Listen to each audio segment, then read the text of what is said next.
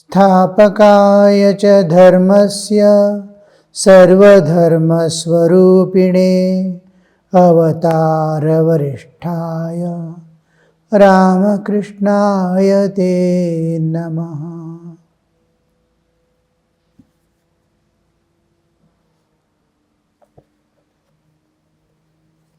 Sri Ramakrishna is talking to Pratap. But it is not possible for you to give up work altogether. He is addressing Pratap, but it is meant for the mankind. But it is not possible for you to give up the work altogether. Your very nature will lead you to it, whether you like it or not. Because to sit quietly is very difficult. To think of God is much more difficult. Just ask a person to just quietly sit for some time, 15 minutes. He feels restless, mind starts running here, there, he wants to go somewhere and do. To put a person inside, this one is very difficult. And whole day I will sit without work. It is not possible. And also Krishna says in Bhagavad Gita, Sharira yatra picha te na prasidet akarmana. If you don't do the, without work, if you sit, even the journey of life, Sharira yatra, you are bearing a body, you are possessing a body, you are a body. Body has to pass through the whole life. This transcending, passing through the whole life without work is not possible. You have to eat, you have to go. Even sannyasis have to go for bhiksha, you see, from door to door. He may not cook his food, he may not earn his bread, but he has to go and whole day, almost 3-4 hours he has to spend in begging. So this eating, then if you have one vessel, you have to wash it. All this counts. Throughout the life, we are prone to work and we work. Therefore, the scripture asks you to work in a detached spirit. Detached spirit. That is, I am just doing for the sake of God, for sake of these people. I have nothing to gain from this. I am detached. I am not detached from the work. I am detached from the fruit of the work. I must get merit. I must get merit means punya. I must get name and fame. I must get the results of this for me also. These things are not there. This body is an instrument serving others. A little food is to be given. A small shelter is needed. All this, just like we take care of a vehicle, I am taking care of this body also. But for the sake of enjoyments, possessions, this, that, from the services we offer, we have nothing to gain from that. This is nishkama karma. I don't have any personal desires, universal desire. And body, you are maintaining body, you are going by a car and all that, yes, for serving others. This is one of the instruments used in the serving others, like all other instruments. Vessels are there, vehicles are there, carts are there, water supply is there. All these serve people. So one of the important instruments we use in serving others is this bodily existence.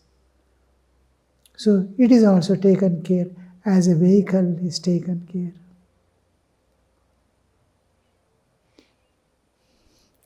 This is called working with a detached spirit.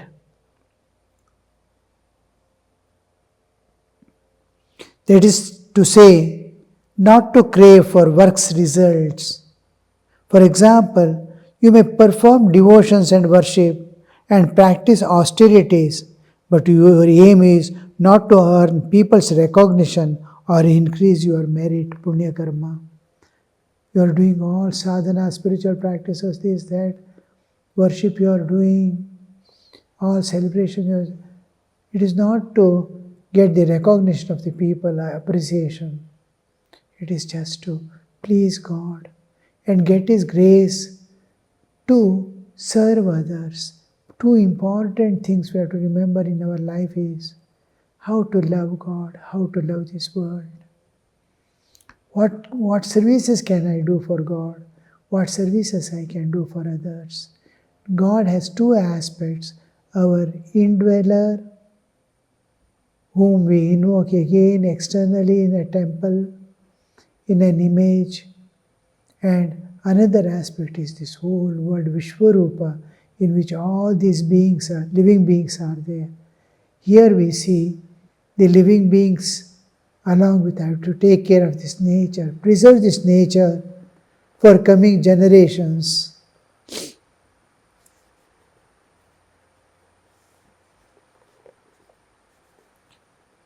To work in such a spirit of detachment is known as karma yoga. But it's very difficult. We live in the Kali Yuga when one easily becomes attached to one's actions, knowingly or unknowingly. See, a person comes to cook. A function, celebration is there. He volunteers, I know cooking, I will cook. And he cooks and feeds people. Anybody comments a little, salt was less or chilies are more, it was not tasty. How he feels, you see. Immediately he reacts to that. He feels hurt. I struggled so much only to get these names. How he feels, you see. That won't be there if it is nishkama karma. Because as and when he does, he takes the name of God. He begs for the permission to do this, to serve his children. And as it is getting completed, he offers the karma, what he has done, action, and its fruits, karma phala, also what fruits it is going to give me, that also yours. I don't want any credit or debit from this. Then kartritva, doership. Doership is also, I am the karta, I am the doer. Once the kartritva is given, doership itself is given, I have done it, that is given. The action which is done is also given, its fruits are given. How can he feel hurt? He can at the most say, without my knowledge, I might have offered all this to you. Oh, don't mind. Bless all these people who have comments and criticisms to do. Bless them with good mind, with good health, good prosperity, good spiritual life. It's all because I've already offered. It is He who has done, God has done. Tvaya kritantu phalabhuk tvameva madhusudana. In one of the shlokas it comes, Yat kritam yat karishyami, tat sarvam na maya kritam. Tvaya kritantu phalabhuk tvameva madhusudana. Whatever I have done, whatever means he is constantly offering all his activities to God with karma phala and kartritva.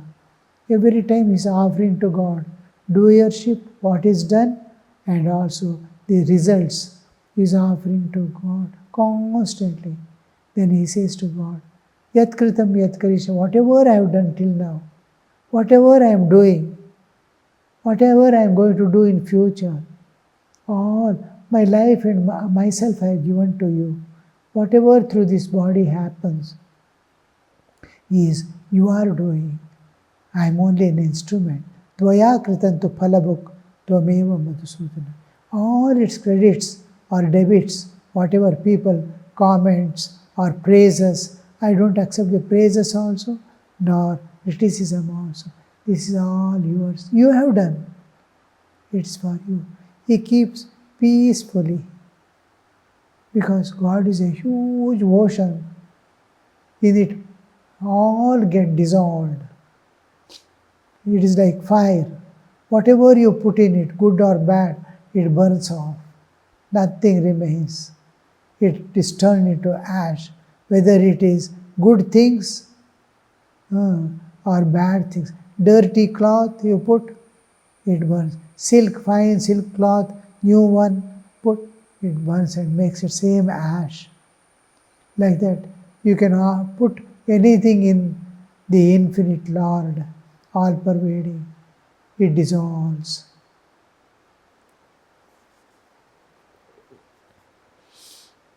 You may think you are working in a detached spirit, but attachment creeps into the mind from nobody knows where.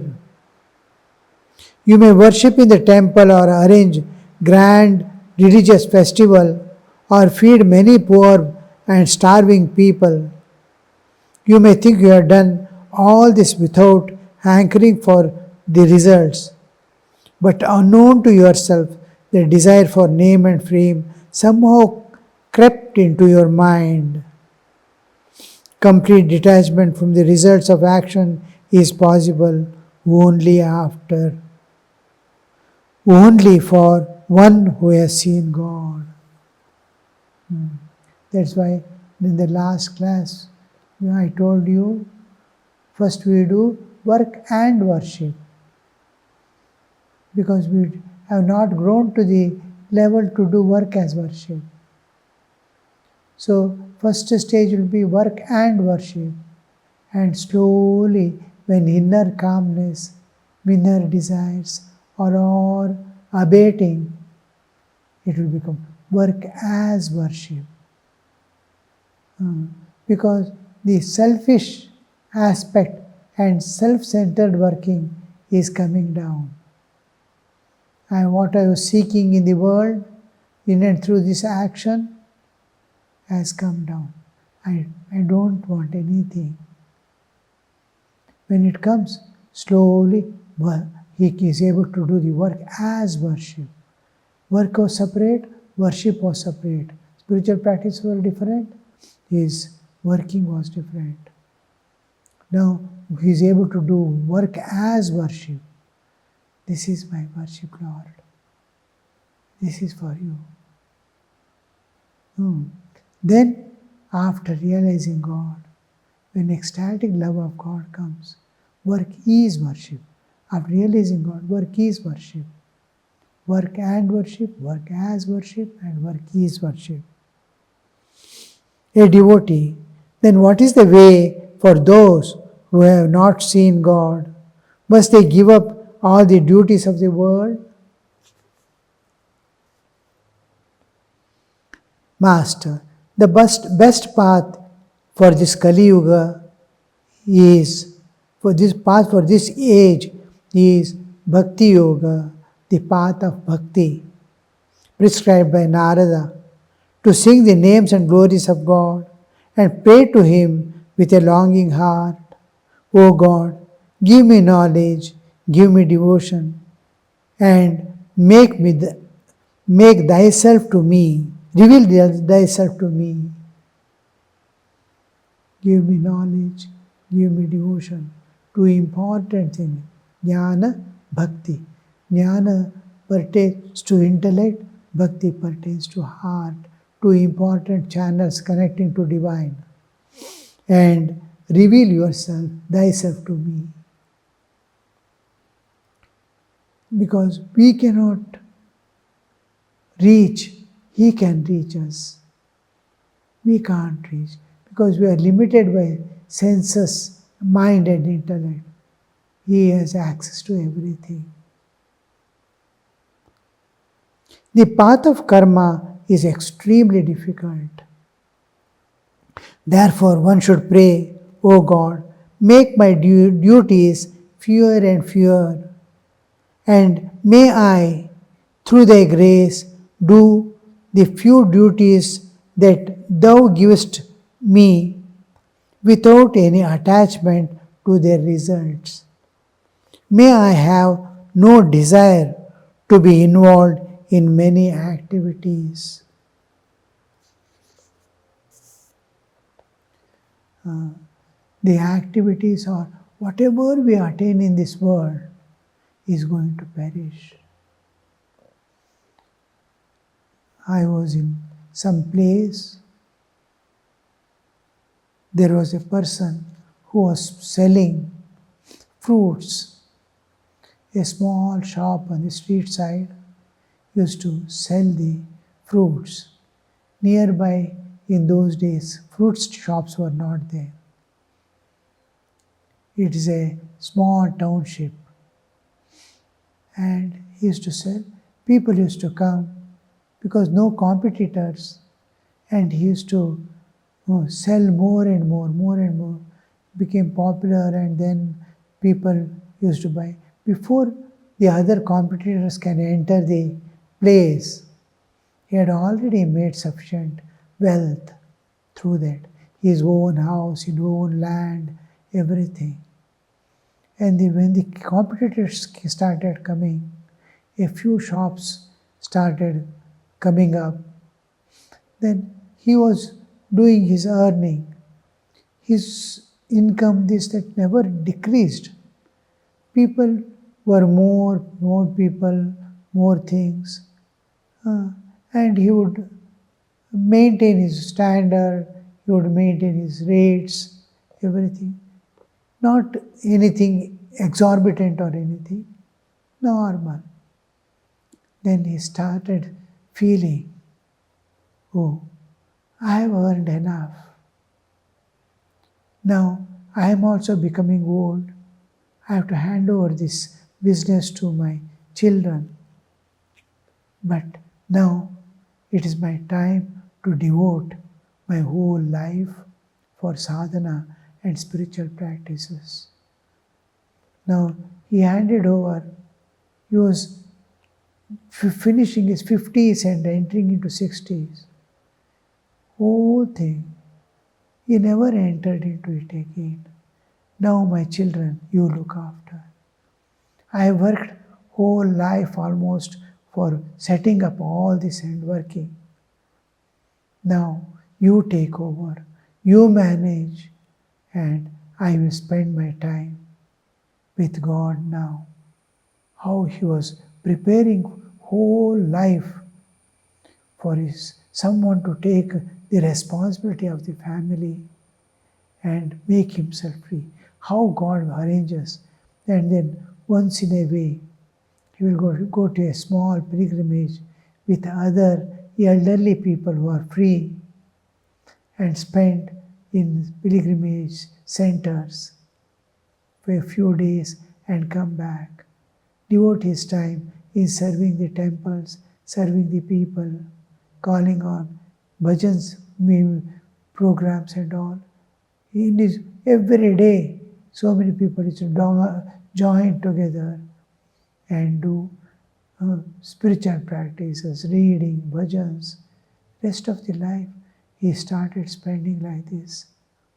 How beautiful, you see. How, and if you have that desire, this Ramakrishna is telling, pray, make my work activities fewer and fewer, that I may be able to devote a day wholly myself to spiritual practices. So this is how the God also intervenes, helps the true devotee with something. Somebody comes and takes the responsibility. You are free. Bhakti Yoga. O God, make my duties fewer and fewer, and may I, through thy grace, do the few duties that Thou givest me without any attachment to their results. May I have no desire to be involved in many activities. It is not possible to give up work altogether. Even to think or to meditate is a kind of work. As you develop love for God, your worldly activities become fewer and fewer of themselves. You need not put efforts, they will become by themselves. And you lose all interest in them. The example I gave, how it suits you, see. He never entered into the business again. They were responsible people, children. They have seen from childhood father working and knows the whole thing. And you lose all interest in them. Can one who has tasted a drink made up of sugar candy enjoy the drink made of ordinary molasses? A devotee. The English people always exhort us to be active. Is not action the aim of life then? Master. The aim of life is attainment of God. Work is only preliminary step. It can never be the end. Even unselfish work is only a means and not the end. How systematically work is done in the West and all. A project, it is wholly programmed. We must have this much of progress regarding this project in every day. Every day they see that that target is reached. And all are responsible. And they work wholly without they're chasing the work as if for the results. But when we come to the eastern side,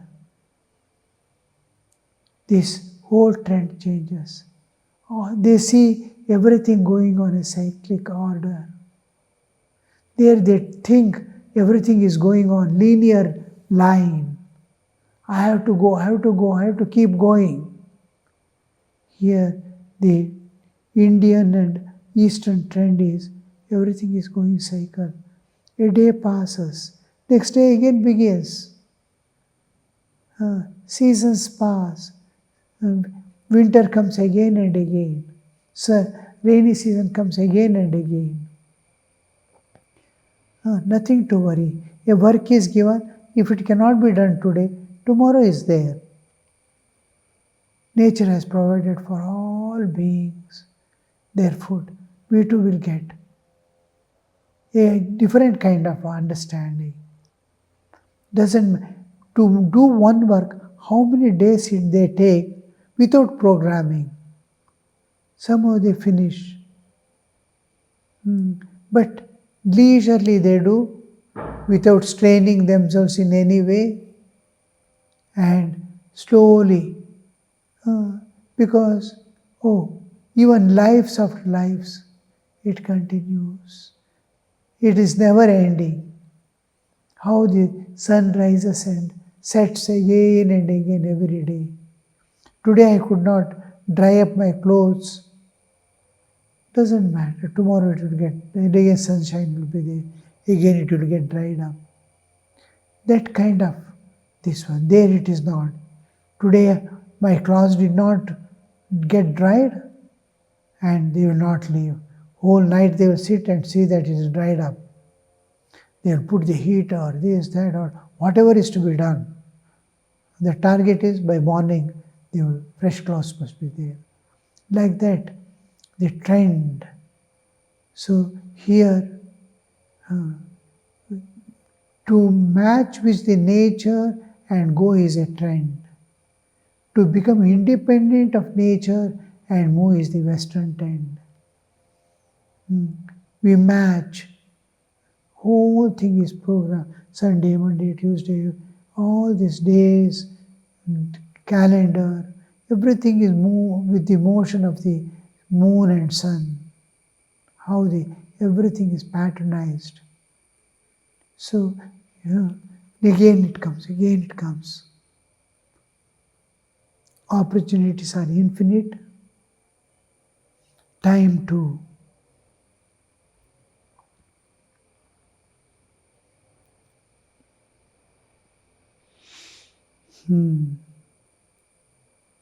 The English people always exhort us to be active.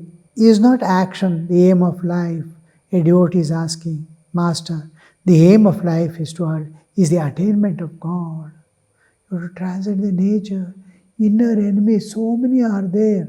Inner nature, lust, greed, anger, all these are there. For everything we are reacting to this world. Can you remain calm and peaceful under all circumstances? Can you transcend your own inner defects and imperfections? What is the purpose of life if you are not peaceful, if you are not happy constantly, if you are not calm, and if you are not able to constantly give love? What is life then? I am in tension through the day. I am running about non-stop. I am full of anguish, tension. Slowly it grows into mental diseases, frustration, depression, all these we see. Can you remain calm? Can you remain blissful? Can you remain peaceful? That is life. So, attainment, each time you try to be peaceful to yourself, the inner peace and inner joy must not be affected in such a way. If you are managing yourself, then you will see that all your inner defects are going. The nature, you are transcending your nature. You are overcoming your personality. What a beautiful state you are going to reach. Anything happening will not disturb you. And with all interest and love, you go and work.